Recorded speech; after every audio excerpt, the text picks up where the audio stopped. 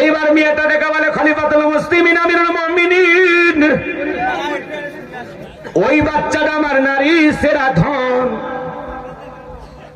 আমি তাকে হত্যা করেছি। হযরত ওমর ফারুক চমকে গেলেন, মেয়েরে এটা কেমন কথা, তুমি তোমার সন্তানকে কেন হত্যা করলা? এই সন্তানের জন্মদাতাকে মেয়েটা ডেকে বলে, ও খলিফা, আমার এক নাম্বার অপরাধ, আমি গরিবের ঘরে সুন্দরী মেয়ে, আমার বাবা গরিব, আমি গরিবের ঘরে সুন্দরী মেয়ে।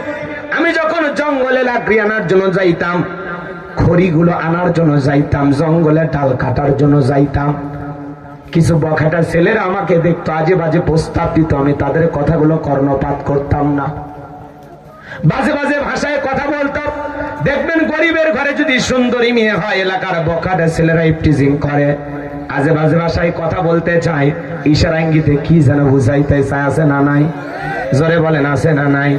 এইবার মেয়েটা দেখে বলে, খলিফাতুল মুসলিমিন আমিরুল মুমিনিন, ওরা মাঝে মাঝে আমাকে দেখতো, ডিস্টার্ব করতো, আমি কিছুই মনে করতাম না, ওদের সব কষ্ট সহ্য করে নিতাম, কারণ বাবা আমার কর্ম করতে পারতো না, আমি লাকড়িগুলো আনতাম, বিক্রি করতাম, সেখান থেকে আমাদের সংসারটা চলতো। ও খলিফা, এই অবস্থায় আমি তখন প্রতিদিন যখন এইভাবে যাইতে লাগলাম, একদিন আমি লাকড়ি নিয়ে পথে আসতেছিলাম, আমার পথকে তারা থামায় দিল, আমার হাত পা ধরলো, মুখ চেপে ধরলো, ওরা কয়েকজন মিলে পশুর মতো আমার সাথে এমন নির্যাতন করলো যা ভাষায় প্রকাশ করা যাবে না। ওরা সবাই মিলে আমার উপরে নির্যাতন করলো, পশুর মতো আমার দেহটা ছিঁড়ে ছিঁড়ে খাইলো।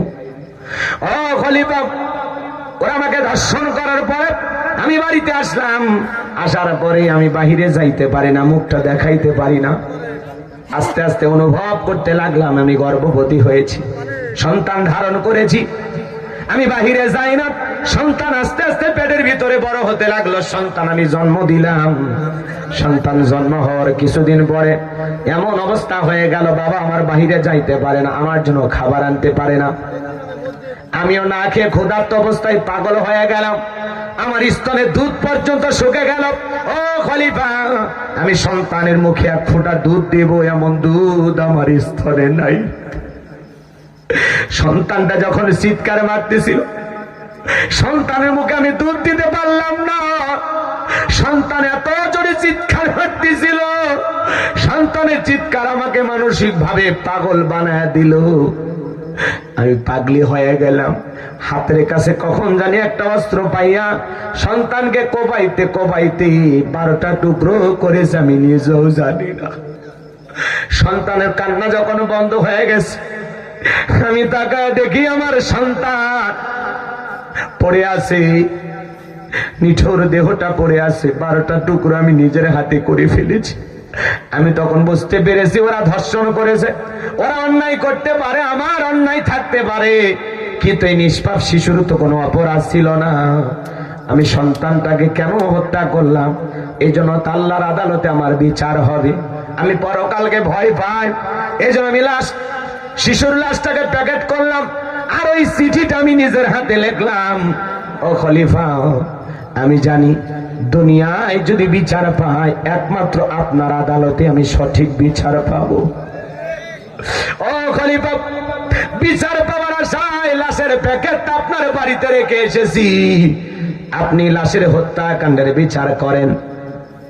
ও খলিফা, আমার যা শাস্তি হওয়ার দুনিয়াতে হোক, পরকালে মালিকের আদালতে আমার যেন শাস্তি না হয়। আপনি যা বিচার করার আল্লাহর কোরআন দিয়ে করবেন। হযরত ওমর ফারুক মহিলাকে গ্রেফতার করলেন। বাজান গো আমার, এইবার হযরত ওমর ফারুক চতুর্দিকে আসামি খুঁজতেছেন, আসামি খুঁজে পাওয়া যাচ্ছে না। এ বাজান গো আমার, আসামি যখন খুঁজে পাওয়া যাচ্ছে না, বারবার হযরত ওমর ফারুক চতুর্দিক দিয়ে সেনাবাহিনী পাঠাইতেছেন, কিন্তু আসামি খুঁজে পাওয়া যায় না।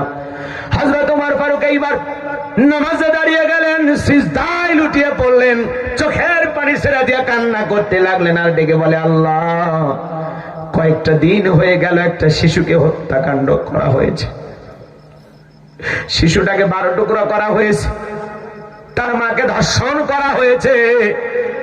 যারা ধর্ষণ করেছে এ আসামিগুলোকে বিচারের আওতায় না আনা পর্যন্ত, তাদেরকে শাস্তি না দেওয়ার পর্যন্ত আমি ওমর শান্ত হতে পারতেছি না। এই পেরেশানি সব সময় আমার উপরে এসেছে। আল্লাহ গো, আপনি একটা ব্যবস্থা করে দেন। হযরত ওমর ফারুক সিজদা দিয়া চোখের পানি ছেড়ে দিয়া যখন কান্না করলেন, সিজদা থেকে মাথা উঠাইয়া নামাজ শেষ করতে দেরি, পেছনে আসামিগুলো আসতে দেরি করে নাই। বলেন আল্লাহু আকবার। আসামিরা এসে বলে, ও খলিফা, আপনি আমাদেরকে শাস্তি দেন, আমরাই সেই ধর্ষক, আমরাই সেই আসামি। আপনি দোয়া করতেছেন, আমাদের কাছে মনে হয় কে যেন পেট্রোল দিয়ে আমাদের গায়ে আগুন লাগায় দিয়েছে। আমরা যন্ত্রণা সহ্য করতে পারতেছি না, দেহটা জ্বলে যাচ্ছে, পুড়ে যাচ্ছে, আর সহ্য করতে পারতেছি না। খলিফা গো, আপনার কাছে আমরা ছুটে এসেছি, আপনি আমাদের বিচার করেন। হযরত ওমর ফারুক তখন কোরআনের বিধান মোতাবেক ধর্ষককে শাস্তি দিলেন। বাজান গো আমার, ওদের বিচার ব্যবস্থা এমন ভাবে করলেন, পৃথিবীর ইতিহাসে সাক্ষী থেকে যায়, যারা ধর্ষণকারী, যারা ধর্ষক করে, এ বাজান গো আমার, যারা ধর্ষণ করে, এদের বিচার আল্লাহর কোরআনের আইন অনুযায়ী একজন ধর্ষককে, একজন জিনাকারীকে যদি ধরে নিয়ে যায়, দুনিয়ার জমিন থেকে পাথর মেরে সংজ্ঞা ছাড় করে দুনিয়ার জমিন থেকে বিদায় করে দেওয়া হয়। বাজান গো আমার, ওই বিবাহিত নারী পুরুষ যারা জিনা করেছে, ওদেরকে যদি একবার পাথর মেরে জমিন থেকে সংজ্ঞা ছাড় করে দেওয়া হয়, দুনিয়ার জমিন থেকে বিদায় করে দেওয়া হয়, এই পৃথিবীর জমিনে আর ধর্ষণ করার সাহস কেউ পাবে না। এমন বিচার বাংলার পার্লামেন্টে একবার যদি পাস করে, বাইতুল মুকাররমের সামনে একজন জিনাকারী নারী অথবা পুরুষের বিচার যদি এইভাবে করা হয়, মিডিয়াতে যদি ফালাও করে প্রচার করা হয়, বাংলাদেশের যুবকেরা ইফটিজিং করা তো দূরের কথা, বৈশাখ মেলায় মহিলার ওড়না ধরে টান দেওয়া তো দূরের কথা, নারীদের দিকে বাঁকা চোখে তাকানোর সাহস যুবকেরা ভুলে যায়। তো কথা বলেন ঠিক কিনা? এই জন্য আল্লাহর কোরআন দিয়ে বিচার যদি করা হতো, তাহলে ধর্ষণ বাংলাদেশে বন্ধ হয়ে যেত। আজকে শিশু থেকে বৃদ্ধ পর্যন্ত কেউ নিরাপদ নাই। কথা বলেন ঠিক কিনা? ছোট ছোট বাচ্চাদেরকে টার্গেট করা হচ্ছে, আজকে সমাজে মুসলিম নারীদেরকে টার্গেট করা হচ্ছে। কথা বলেন ঠিক কিনা? আল্লাহ যেন আমাদের সবাইকে সঠিক বুঝ দান করেন। যতটুকু বলেছি, আরো বলার ছিল ভাই, আমি আসলে শেষ করতে পারলাম না। আমার আলোচনায় আরো 2টা আয়াত ছিল, কিন্তু আমি বললাম না, আগাইতে পারলাম না। যতটুকু হয়েছে, বক্তা শ্রোতা সবাইকে আল্লাহ আমল করা তৌফিক দান করুন। আর যেখানে দাওয়াত দিবেন, দয়া করে 10টায় মঞ্চে দিবেন, 12টায় শেষ করব। কোনো কাহিনী হবে না, ভালো হবে, মানুষ মাইকের মন খুলে আলোচনা শুনতে পাবে, আমিও পরিবেশ পাবো। বুঝলেন না? এলোমেলো বক্তা শ্রোতা সবাইকে কবুল করেন, মুসলিম ভাইদেরকে আল্লাহ যেন কবুল করেন। আখিরি দাওয়ানা আলহামদুলিল্লাহি রাব্বিল আলামিন। হযরত ওমর ফারুকের আর সঙ্গীত না,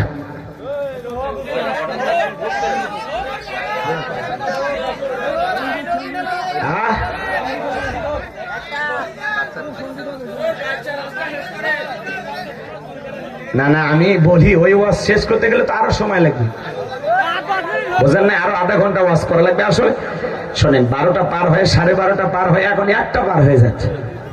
এই জন্য আপনাদেরকে আমি আর কষ্ট দিতে চাচ্ছি না। মানে আপনাদেরও কাজ আছে, কর্ম আছে, তাই না? ব্যস্ততা আছে, অনেক কষ্ট করে আপনারা আসছেন। হযরত ওমর ফারুক বিচার করবে কি দিয়া? বোঝেন নাই আপনারা?